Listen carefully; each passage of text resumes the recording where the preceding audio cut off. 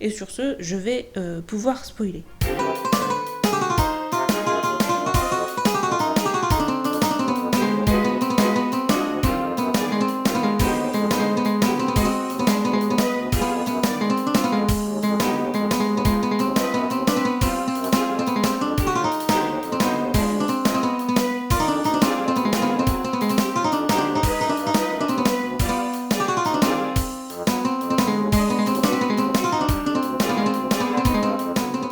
Les suicides.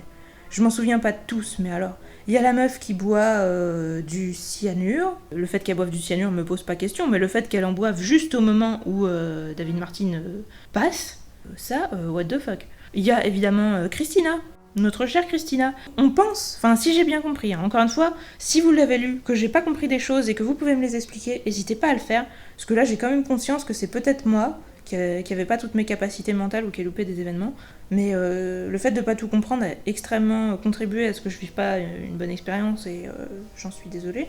Du coup, si vous avez compris, expliquez-moi. Donc Christina, elle s'est fait envoûter par Andreas Corelli, si j'ai bien compris, parce que le mec, David Martin, faut que j'évite de l'appeler le mec, sinon c'est pas clair, a trouvé la broche en forme d'ange là où il y avait avant son manuscrit au moment où Christina a disparu.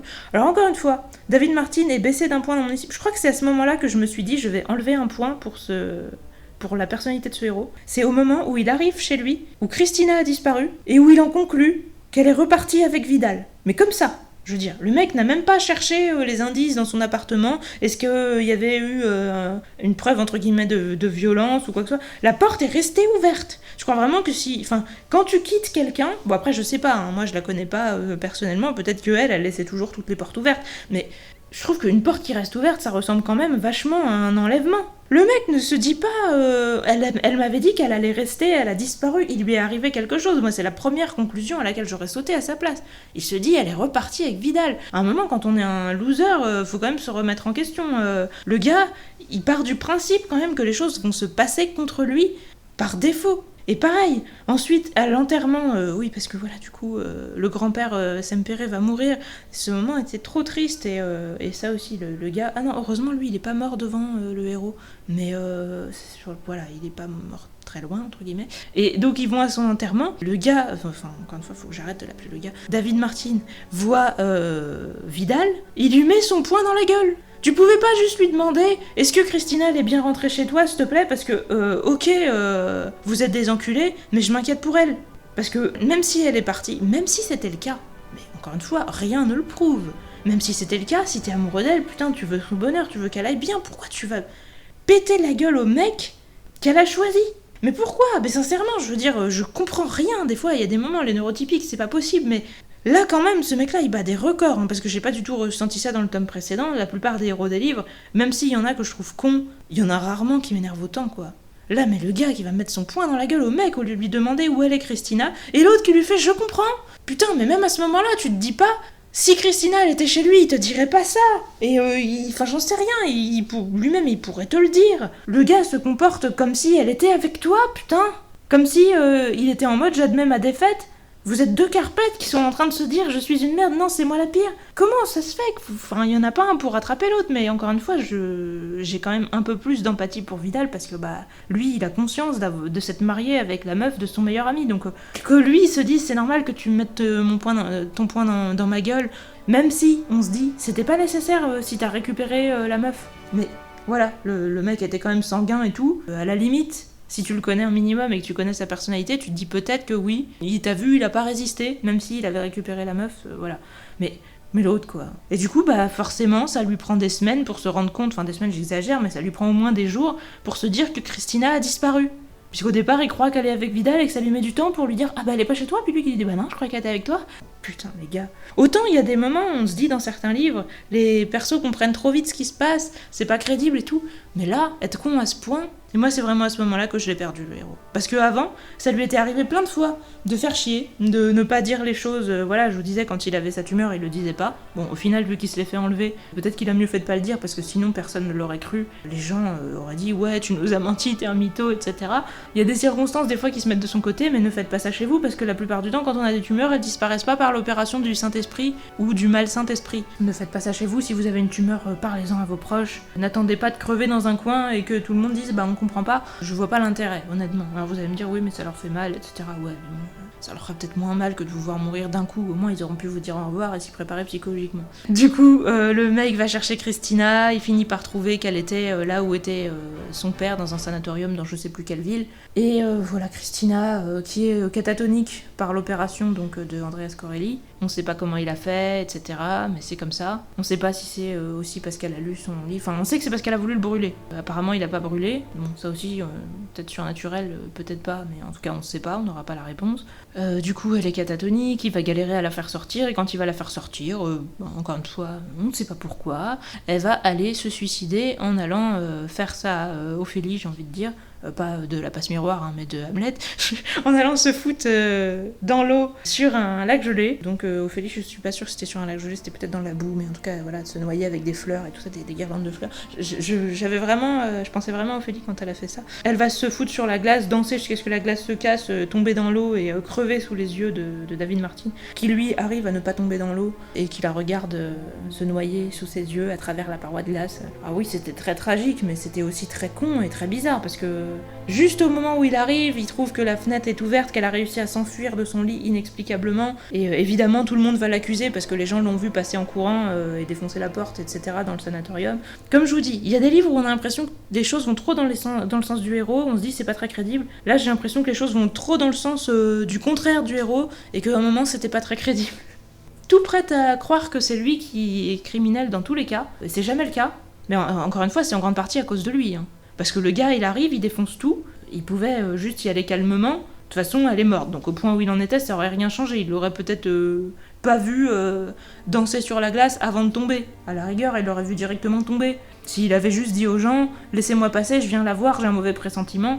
Voilà, au lieu de dire, d'ailleurs je crois qu'il a rien dit, mais tout le monde en a déduit qu'il était venu pour la faire évader, vu qu'il a défoncé les gens, défoncé les portes, enfin, voilà, le mec a bousculé tout le monde, il a cassé un carreau pour se... Enfin, je crois qu'il a pété un carreau, il a pété une porte, je sais plus ce qu'il a pété, mais il a pété des trucs. Moi j'ai pas beaucoup d'empathie pour les gens qui cassent des objets, vous le savez. Donc le gars casse tout, il bouscule les gens et tout, et après, voilà, forcément la police recherche en pensant qu'il a enlevé la meuf, surtout que c'était sa meuf, hein. Je veux dire, ils se la partageaient les deux. La police est payée par Vidal pour retrouver Martine, parce qu'il pense que c'est lui qui a Christina. Donc voilà, il y a encore des gens qui vont mourir sous ses yeux, je sais plus qui, mais il y en a. Il y a des gens, j'ai à peine eu le temps de comprendre qui c'était, etc. Oui, pour le spoil final, il faut que je vous fasse une petite préparation paiement. Il y a un mec qui s'appelle Salvador, qui est censé être un ancien flic, qui est le seul qui pour l'instant ne s'est pas fait tuer après que Martine ait été lui parler, parce qu'il a été parlé aussi à la... C'est l'ex-femme de l'associé du mec qui habitait donc dans sa maison et qui lui est censé être mort. Et elle, juste après qu'il lui ait parlé, oui c'est ça, il la retrouve noyée, bah c'est ça encore une personne que... Bon, elle est pas suicidée, elle a clairement été suicidée, hein. Il la retrouve noyé dans sa piscine, comme son fils, parce qu'on a appris que le fils de cette femme était mort noyé dans sa piscine, et donc c'était le fils de... C'est l'ex-femme du mec qui était dans sa maison, et donc ce mec, le mec qui était dans sa maison, désolé je me rappelle pas son nom, c'est un mec avec un nom en A, mais j'ai pas retenu ce que c'était, je pourrais l'appeler Mascadra, mais bon, c'était pas ça. Si vous voulez, pour des facilités de compréhension de langage, je vais l'appeler Mascadra à partir de maintenant. Mascadra, son fils est mort noyé, du coup il a essayé de faire du spiritisme pour entrer en communication avec lui, donc a disparu dans un truc louche. Et donc Martine va aller parler aux gens qui proposaient les services de spiritisme, parce qu'on pense que c'est peut-être eux qui l'ont arnaqué, qui lui ont extorqué son argent et qui sont responsables de ce qui s'est passé. Les mecs responsables du spiritisme vont, il me semble aussi, mourir pas très longtemps après qu'il leur ait parlé. Il y a un avocat qui était son ex-pote, donc à Mascadra, qui était avant avocat aussi, si je me souviens bien, et qui a tout quitté pour écrire justement un livre, lui il dit de poésie, aussi, mais bon, le héros comprend bien que c'est un livre religieux comme lui, et donc il va parler à l'avocat, et après il retrouve aussi l'avocat mort, voilà, il le retrouve mort, encore chaud, avec son cigare encore fumant à la main, et il y a son chien qui pleure, voilà, ça m'a rendu triste pour le chien qui pleure, mais sinon... J'étais encore en mode mais vraiment. Après, admettons, Andreas Corelli, comme encore une fois, il a des pouvoirs surnaturels qu'on connaît pas, mais sans les connaître, je trouve que c'est juste cheaté. Donc ça m'a saoulé, mais bon, je peux pas dire que c'est pas crédible. Le gars, peut-être qu'il peut se téléporter et que du coup, il attendait vraiment à chaque fois pour le lol de tuer les gens juste au moment où Martine allait rentrer dans la pièce. Mais sinon, ça fait vraiment beaucoup de coïncidences. Donc lui aussi est mort, il y a toujours que Salvador qui est vivant, donc Martine appelle Salvador et lui dit fais attention, les gens crèvent sur mon passage, mets-toi bien à l'abri, l'autre lui dit t'inquiète, je suis à l'abri. Voilà, les gens continuent à mourir, donc Christina est morte, il y a la police qui le recherche, la police qui l'a déjà arrêté plusieurs fois, il y a l'inspecteur Grande, qui est l'inspecteur en chef, qui a l'air sympa, qui lui dit écoute, moi je te relâche parce que si je te laisse avec mes 2 potes, ils vont te buter, donc t'auras 30 minutes d'avance, essaye de les mettre à profit, c'est à ce moment-là qu'il y a l'autre qui se suicide au cyanure. Celle-là d'ailleurs, je me rappelle même plus qui c'était. Ah si, c'était une actrice qui était l'amante de Mascadra, du coup, et qui avait fini dans un bordel de merde. Non, je dis pas de gros mots, je parle simplement des faits, parce que c'était une fille qui se prostituait, et au départ, elle était connue, et donc c'était une pute de luxe, mais avec le temps, elle a fini dans des bordels de merde, comme probablement toutes les vieilles putes, sans vouloir être pessimiste. Et donc là, elle était dans un endroit dégueulasse, et elle s'est suicidée, encore une fois, au moment où Martine voulait lui parler.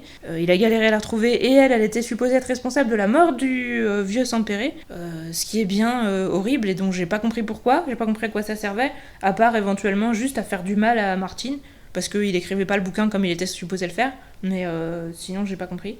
Donc si vous le savez, encore une fois, dites-le moi, parce que j'ai trouvé ça un peu gratuit. Elle est venue, et elle lui a fait faire une crise cardiaque en piquant le livre de Martine, qu'il avait d'ailleurs dédicacé à sa mère. Cette scène-là, elle était horrible, et celle-là, elle m'a vraiment touchée. La scène où Martine essaye de donner son livre dédicacé à sa mère qui a quitté son père quand il était tout petit, et que du coup, il en a aucun souvenir. C'est son père qui lui a montré en lui disant « T'as vu cette dame ? Bah, c'est ta mère ».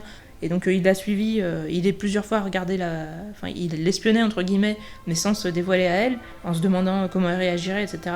Encore une fois, on sait pas s'il aurait mieux fait de lui parler franchement ou non, mais du coup, il a demandé à un gamin de lui offrir son livre dédicacé, et elle l'a jeté à la poubelle, à la première poubelle qui est passée, quoi. Donc il l'a récupéré et il l'a apporté chez Sempere. Et cette scène était atroce et touchante et bien écrite, et elle m'a beaucoup... Enfin voilà, j'ai trouvé horrible, et ça m'a... Là, j'avais de l'empathie. Par contre, encore une fois, si ça se trouve, sa mère, elle savait pas lire, et c'est pour ça qu'elle l'a jeté, et elle savait même pas que c'était un livre de son fils. Donc t'aurais peut-être quand même mieux fait d'aller lui parler. Parce que voilà, le gars, son père ne savait pas lire, peut-être que sa mère non plus. Parce que là, du coup, il va faire un drama dans sa tête en se disant ouais, ma mère, elle me renie et tout, mais en fait, t'en sais rien. T'en sais rien, tu lui as même pas parlé, tu lui offres un livre, si elle sait pas le lire, elle sait pas qu'il est de toi, elle peut pas lire la dédicace, donc elle le jette, mais c'est pas personnel. Donc voilà, encore une fois, scène horrible, mais qui est en partie probablement due à une mauvaise décision de sa part, et j'aurais eu plus d'empathie pour lui si il avait été lui parler. Parenthèse fermée, donc on en revient au moment où tout le monde crève, donc il s'enfuit avec la bénédiction de Grandet, dont on pense que c'est un gentil flic. La meuf se suicide, il continue à s'enfuir et se faire rattraper par les 2 flics méchants qui veulent le tabasser depuis le début.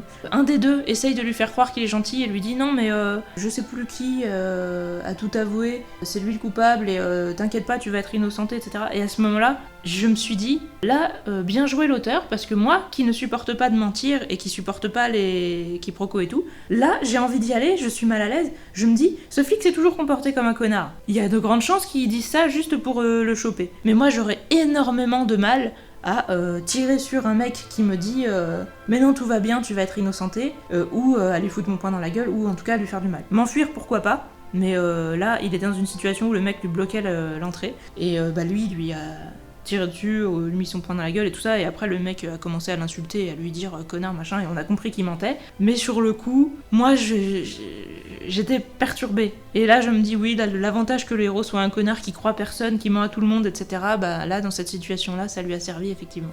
Peut-être qu'il ne serait pas retrouvé dans cette situation-là s'il n'avait pas commencé à se comporter comme ça. Je sais que mon comportement est discutable aussi, qu'il faut être adaptatif, etc. Là, vraiment, je me le disais pas bien en plus, je me disais, ce flic... Mais moi, je sais pas. De toute façon, est-ce que... c'est une question qui est valable. Est-ce que vous préférez vraiment être le genre de personne qui tire une balle potentiellement qui va tuer, ou même si elle le tue pas, hein, mais qui va pourrir la vie d'un mec bien, ou est-ce que vous préférez être le mec qui va se prendre la balle, ou... et voilà, crever comme une merde parce qu'il aura décidé d'avoir confiance en l'humanité. Enfin, il y a un moment dans la vie, il faut faire des choix et je sais que c'est pas toujours facile. Il y a des moments où on n'a pas envie de mourir et peut-être je resterai juste prostrée et du coup bah je me ferai quand même tuer, mais j'ai du mal à me dire que je dois m'en vouloir et que je dois essayer de changer. Parce que est-ce que j'ai vraiment envie d'être le genre de personne qui va tirer sur un mec qui me dit tout va bien, tu vas être innocenté, rends-toi, il y a plus de problème. Je sais pas, je vous pose la question là aussi, débattez dans les commentaires, parce que c'est compliqué. Martine va chez Vidal, lui dit t'es mon meilleur ami, héberge-moi, sauve-moi, les mecs me poursuivent, ils ont dû être engagés par ton père. Et Vidal lui dit non, c'est pas mon père, c'est Grandet, en fait c'était un pourri, il t'a dit de t'échapper, mais en fait il voulait juste ne pas se salir les mains. Et ça, j'ai trouvé ça très triste. Et encore une fois, je me suis dit, tiens, j'ai l'impression que l'auteur se moque un petit peu de ma naïveté. Moi qui ai toujours envie de croire que les gens sont gentils. Martine, lui, qui part du principe que tout le monde est un connard par défaut. Peut-être que de temps en temps, il a raison. En tout cas, même celle-là, il l'avait pas vu venir et ça m'a fait mal. Ça m'a fait mal dans mon petit cœur. Je me suis dit non, quand même. J'ai pas beaucoup de foi dans les flics. Je dois quand même l'avouer. Je suis désolée si vous êtes flic. Dites-le aussi en commentaire, pouce rouge, tout ça. Mais par défaut, j'ai du mal à faire confiance dans les flics. Mais quand même, lui, il avait l'air... Enfin, je sais pas. J'avais envie d'y croire. Après, il avait l'air intelligent alors que les deux autres avaient l'air cons. Quand on est intelligent, on a des chances d'être fourbe. Donc... J'étais mitigée, mais en tous les cas, ça m'a quand même un petit peu attristée. Et donc, Vidal lui dit « Ouais, je vais te donner les clés de ma voiture, tu vas t'enfuir. » Et c'est là aussi, moment atroce, Vidal lui dit « Ouais, dis-moi que Christina est vivante. T'es pas obligé de me dire où elle est, mais dis-moi juste qu'elle va bien et tout. » Et Martine dit, comme on voit ses pensées, il dit « Ouais, bah là, j'ai compris qu'il me suppliait de lui mentir, qu'il se doutait de la vérité, mais qu'il avait besoin que je lui dise ça. » Et donc je lui dis oui, elle est en France, je vais la rejoindre et elle a un petit appartement sur Paris, machin, tout ça, je sais plus si c'était sur Paris, mais en tous les cas, il lui raconte un petit mensonge comme ça, en mode ouais, elle est dans une petite pension et je vais la rejoindre bientôt et on est en France, voilà, tout va bien. Et lui, il a l'impression de faire quelque chose de bien. Et Vidal lui fait ouais, ok, merci. Et donc je vais te donner une voiture, tu vas t'échapper. Et c'est là cette fameuse scène qui aurait dû être horrible et où moi j'ai rigolé et je me suis dit je vais arrêter ce livre pour ce soir parce que ma suspension de crédulité est tombée. C'est foutu, là elle s'est pendue et sa corde s'est cassée. Parce que voilà, le gars va dans la voiture, il attend. Il croit que Vidal va venir lui dire au revoir, et puis il dit tiens c'est bizarre, il vient pas, il remonte et il voit Vidal se tirer une balle dans la tête avec le flingue qu'il avait lui-même oublié sur sa table de nuit. En plus c'est ça qui m'a le plus... Enfin je me suis dit non mais alors... L'auteur veut tellement nous montrer que le héros tend des bâtons pour se faire battre que le gars, il va jusqu'à nous dire regardez, il a oublié son flingue chez son meilleur pote, et son meilleur pote s'est servi de son propre flingue pour se tirer une balle dans la tête. Mais pourquoi, putain, pourquoi? Alors vous allez peut-être me dire c'est évident, si vous trouvez ça évident, expliquez-moi.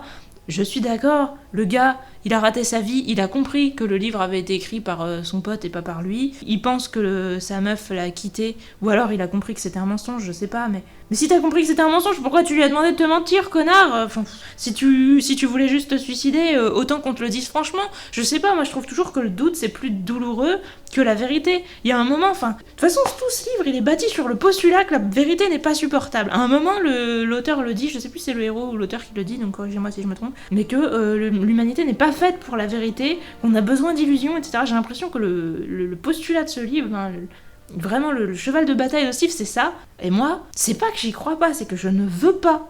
Si je dois passer toute ma vie à me battre contre cette affirmation, je le ferai. Je sais pas si c'est vrai ou non, je sais pas parce que personne ne peut dire, à moins d'être prétentieux et complètement inconscient, personne ne peut dire je supporte toutes les vérités tout le temps. Je veux dire, moi j'en ai bien conscience, il y a des moments, il y a des vérités qu'on m'a dit, en plus ça m'est arrivé une fois, hein. On m'a dit une vérité dure à entendre et ma mère m'a dit ah bah toi je croyais que tu voulais qu'on te dise toujours la vérité et tu vas pas quand même me dire que t'aurais préféré ne pas le savoir. Sur le moment j'étais en mode j'arrivais pas à répondre parce que je me suis dit je peux pas aller à l'encontre de ce que j'ai toujours dit, mais je peux pas non plus dire bah ouais je suis contente là maintenant. J'étais juste en mode, j'avais envie de dire ta gueule. Je l'ai pas dit. Parce que je ne suis pas David Martin. Je suis pas en train d'insulter les gens ou ou de dire des choses que je vais regretter. Donc non, j'ai rien dit sur le moment. J'étais juste en mode, oui, Merci de ne pas remuer le couteau dans la plaie, s'il te plaît. Enfin, c'est ce que voulait dire mon silence. Je sais pas si ça a été clair ce jour-là, mais voilà. En tout cas, la vérité, moi, je veux l'affronter. Et je veux que les gens veuillent l'affronter. Je veux dire, si je suis motivée par la zététique et tout ça, c'est pour ça. C'est parce que je veux que la foi ne soit pas nécessaire, je veux que affronter la vérité, ça nous mène à du mieux, etc. Je veux croire en la connaissance. J'ai ce genre d'idéaux, oui, c'est peut-être naïf, mais je les ai et j'ai envie de les garder. Le jour où je les aurai plus, je vous le dirai, j'ai déjà retourné beaucoup de fois ma veste. À ce moment-là, on croirait même que j'ai plusieurs vestes les unes par-dessus les autres, que j'en ai retourné une et puis l'autre et puis l'autre. Donc celle-ci, je l'ai pas encore retournée, c'est peut-être ma dernière veste. Laissez-moi m'y raccrocher au bout d'un moment, je ne veux pas mettre un livre qui essaye de me prouver que la vérité n'est pas supportable. J'adore Lovecraft, j'adore Stephen King, j'adore qu'on me montre que l'horreur, il y a un certain stade où la raison lâche. Mais parce que c'est pas forcément chez tout le monde, et que c'est pas forcément uniquement négatif. Quand quelqu'un devient fou, peut-être qu'il accède à une connaissance que vous pouvez pas avoir. Pour moi, devenir fou, c'est pas en soi un échec. Ça sort de ce qu'on peut se représenter, ça sort de ce qu'on peut concevoir, etc. Donc, j'ai pas de problème avec l'idée que certaines choses soient trop dures à supporter pour que la raison tienne, etc. J'ai pas de problème avec ça, et je suis au courant que la plupart des gens ont besoin d'une certaine dose de mensonge. Mais je ne le leur pardonne pas, putain. Laissez-moi, au bout d'un moment, je sais, je suis dure, je suis désolée, on a tous nos problèmes, mais moi je ne peux pas, voilà. Je veux me prendre la vérité en pleine gueule, je fais tout pour que ça arrive, donc je pardonne pas les gens qui mentent, et je pardonne pas les gens qui veulent qu'on leur mente et qui contribuent à ce truc que je ne supporte pas. Donc voilà, je suis pas d'accord avec ça. Je sais pas si la vérité crue, etc. est supportable, mais je veux le savoir, putain. Je préfère devenir folle, comme dans un bouquin de Lovecraft, que de me planquer, comme dans ce livre, en partant du principe que la vérité, il faut l'éviter parce que c'est dur. Merde, pas forcément. Et le mensonge, c'est pas cool non plus. Regardez ce héros, est-ce qu'il était heureux? Est-ce qu'il a démontré que ce qu'il faisait était mieux? Non. Au bout d'un moment, si vous avez envie de finir comme lui, bah, faites ce que vous voulez. Après, la fin est pas complètement négative, donc peut-être que vous allez me dire oui, il y a peut-être moyen que ça débouche sur quelque chose de positif. Bon, si vous êtes pas capable de faire ce que je fais, là je vous le dis pas dans un sens insultant, j'essaie pas de vous dire vous êtes des merdes. Juste, moi je suis pas capable de mentir. Je suis nulle pour ça. Et le mensonge, c'est pénible pour moi. C'est quelque chose, voilà. Donc, les illusions, c'est quelque chose... Voilà, j'en ai eu pendant longtemps. Le truc, c'est que les miennes n'étaient pas connectées avec celles des autres et que du coup, ça m'éloignait des autres. Je pense que bon, il y a plein d'autistes qui n'ont pas de problème avec le fait d'être éloignés des autres. Moi non plus. D'ailleurs, j'ai toujours plein d'illusions, mais maintenant, j'ai envie de savoir quelles en sont. J'ai envie de pouvoir y aller, de pouvoir en ressortir. Et j'ai envie que les autres gens fassent ça aussi. Vous avez besoin d'illusions. Vous avez besoin de fiction. Parce qu'en plus, le livre dit aussi, oui, voilà, la fiction. Mais putain, mais la fiction, on est au courant que c'est de la fiction. Donc ne me sortez pas la fiction comme argument pour me dire qu'on ne peut pas supporter la vérité. Le fait qu'on ait besoin de fiction, je suis au courant, oui. Moi aussi j'écris, moi aussi je lis. Si on est là, c'est forcément qu'on aime lire, donc forcément on a un public favorable à cet argument-là. Mais c'est pas parce qu'on a besoin de fiction qu'on a besoin de mensonges dont on ignore que c'est des mensonges. Donc je pense qu'à un moment, je pouvais mieux entendre les arguments du style « faites des enfants pour que votre vie ne soit pas vaine ».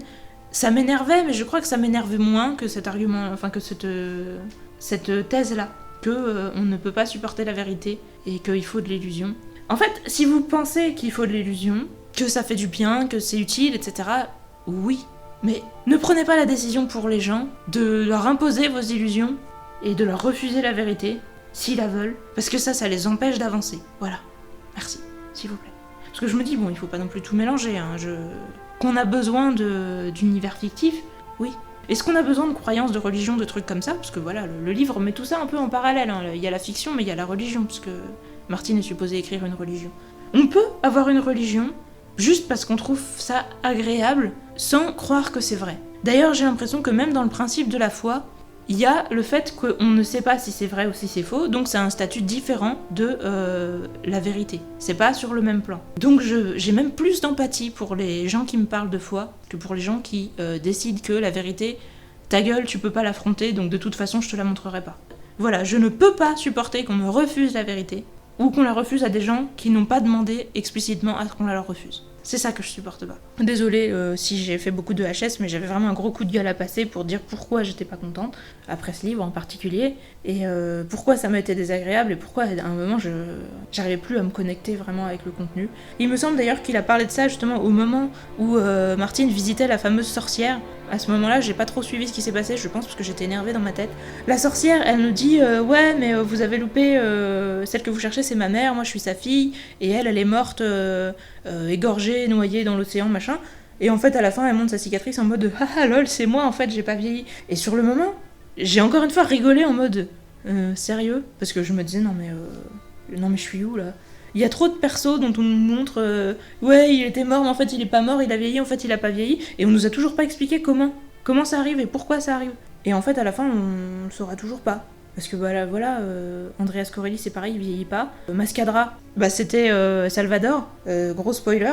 Et il a pas vieilli. Il a pas vieilli parce qu'il a certainement été maudit par Andreas Corelli, ça ok. Du coup, le héros, Martin, à la fin, va être maudit aussi. Il va pas vieillir. Ça a l'air plutôt sympa comme addiction, mis à part que Andreas Corelli lui dit oui, voilà, je te rends Christina, donc on sait pas non plus d'où il l'a sorti. Voilà, il lui rend une Christina enfant, et il lui dit ouais, en fait, j'ai décidé pour te torturer que t'allais la voir grandir, vieillir et mourir, et que toi tu seras toujours vivant. Bon, alors d'une part, Mascadra, tu l'as buté. Donc, si tu veux te tirer une balle dans la tête, a priori c'est possible. Tu vieillis pas, mais t'as pas l'air d'être immunisé au suicide. Donc si t'as envie de mourir avec Christina quand elle sera vieille, a priori c'est possible. Donc, mais Martine ne nous a pas parlé de ce projet, il nous a juste dit je vais rendre Christina heureuse. Et le livre se termine sur ça. Bah oui, je te comprends, mais encore une fois, cette fin m'a laissé complètement sur ma faim. On sait pas du tout pourquoi Andreas Corelli ne vieillit pas. Est-ce que c'est un diable? Est-ce que c'est un ange? Qu'est-ce que c'est? Il paraît que le livre fait 666 pages, ce qui nous donne peut-être un indice sur le fait que c'est un sorte de diable, mais on n'en saura pas plus. Pourquoi il veut absolument que les gens écrivent une religion? Est-ce que c'est juste une manière de les torturer, de les mettre à l'épreuve, ou... Je sais pas.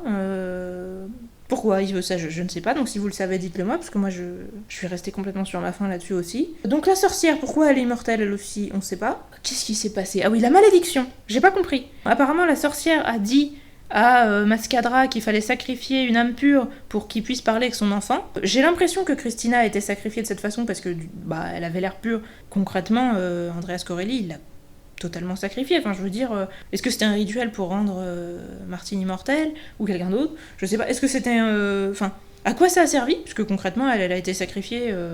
Ça se voit, mais j'ai pas compris pourquoi. Qu'est-ce qui s'est passé avec cette histoire de sacrifice d'une âme pure?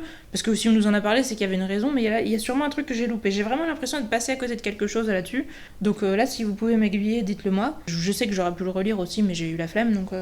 Et puis oui, le vrai Salvador, on le retrouve mort dans la chambre de la maison de Martine. Alors ça, je trouve que ça se voyait dès le début. Moi, à la limite, ça c'est peut-être plutôt bien fait, parce que dans L'ombre du vent, moi je m'étais douté dès le début que Julian Carax était encore en vie et que c'était l'espèce de mec brûlé démoniaque. Je me disais bien que c'était lui. Du coup, pareil, la maison quand il achète et que les mecs, les électriciens lui disent « Oui, cette maison, on comprend rien, il y a des murs qui sont censés être à un endroit, mais en fait ils sont à d'autres endroits, il y a des creux, les murs sont pas là où ils sont censés être, etc. » Et qu'on nous disait « Mais il y a une odeur bizarre dans cette chambre. » Je me disais, obligé, il y a un cadavre emmuré, et on va le découvrir à la fin, et ça va être un truc important par rapport au scénario. Mais à ce moment-là, je pouvais pas encore savoir le cadavre de qui. Et du coup, quand on a retrouvé le cadavre de Salvador là-bas, en mode, ouais, en fait, c'est lui qui a été emmuré, et du coup, l'autre, Mascadra, il s'est fait passer pour lui. Je me suis dit, ouais. Mais j'ai pas... Ah oui, c'est ça, une chose que j'ai pas compris. Pourquoi Mascadra essaye de tuer Martine, alors qu'il se retrouve juste dans la même situation que lui? Est-ce qu'il a envie de cacher son immortalité? Mais si c'est le cas, c'est pas très malin de risquer ta vie en essayant de buter un mec armé. J'ai pas compris en fait ce qu'il foutait lui, pourquoi il essayait de... Pourquoi il avait été essayé de tuer Martine. Parce que moi je sais pas, est-ce que c'était Andreas Corelli qui empêchait Martine de découvrir ce qui s'était passé avec Mascadra, ou est-ce que c'est Mascadra lui-même qui butait les gens? Je sais pas. À un moment on s'est dit que c'était lui, mais en fait le truc c'est que je comprends tellement pas pourquoi il fait ça. Parce qu'au départ on se dit oui mais il y a quelqu'un qui essaye qu'on empêche d'apprendre la vérité et tout, mais pourquoi? Sérieusement, à la fin quand je connais la vérité je me dis et alors? Il a essayé d'écrire un truc religieux, lui non plus il a pas réussi, il est devenu immortel parce qu'il était maudit. Pourquoi tu veux pas qu'il l'apprenne? Je veux dire, il souffre du même chantage que toi, il a le même patron que toi, il est dans la même galère que toi, pourquoi vous faites pas cause commune? Donc j'ai pas compris. Ça aussi, si vous l'avez compris, dites-le moi. J'ai enlevé aucun point, comme je vous ai dit, pour les choses que j'ai pas compris, parce que j'ai admis que ça pouvait être moi, qui était bête. Mais clairement, ça a contribué à ce que je passe pas trop un bon moment sur le dernier tiers du livre. Même si, oui, quand je vous disais qu'il y avait une scène d'action que j'ai bien aimée, j'ai beaucoup aimé la poursuite quand ils vont dans le téléphérique. Et qu'il y a les prêtres et que le flic dit au prêtre, je sais même plus, non je crois que c'est Martine qui dit au prêtre de descendre, je sais plus, il y en a un des deux qui dit au prêtre de descendre, et il y en a un qui dit ouais vous inquiétez pas, on va appeler la police, et Grandet qui lui fait ouais bah vas-y appelle la police, vu qu'il en est, il s'en fout. Et le fait que les mecs se tirent dessus et tout dans le téléphérique à des kilomètres au-dessus du vide et tout, et que l'autre essaye de le pousser dans le vide en lui disant non, moi je vais pas te tuer, tu vas me faire ce plaisir tout seul, allez tu vas tomber, tu vas sauter, et tu vas te suicider, et puis moi j'aurais pas de sang sur les mains et ça. J'ai vraiment beaucoup aimé ce moment. Et j'ai aussi beaucoup aimé la scène de poursuite, je vous disais, même si elle m'a mis mal à l'aise, hein, avec les deux flics qui essayent de lui faire croire qu'il faut qu'il se rende et tout. Le truc où le mec descend en se laissant tomber du balcon à étage d'en dessous et tout ça, j'ai trouvé ça stylé. Donc les scènes d'action, je les ai trouvées cool, mais voilà. Too much suicide, ça et puis le caractère du héros. C'était ce qui m'a posé problème. N'hésitez pas à répondre à toutes mes questions si vous avez les réponses, et n'hésitez pas à me dire ce que vous pensez. Sauf si c'est de la merde. Et moi je vous dis à la prochaine. Salut.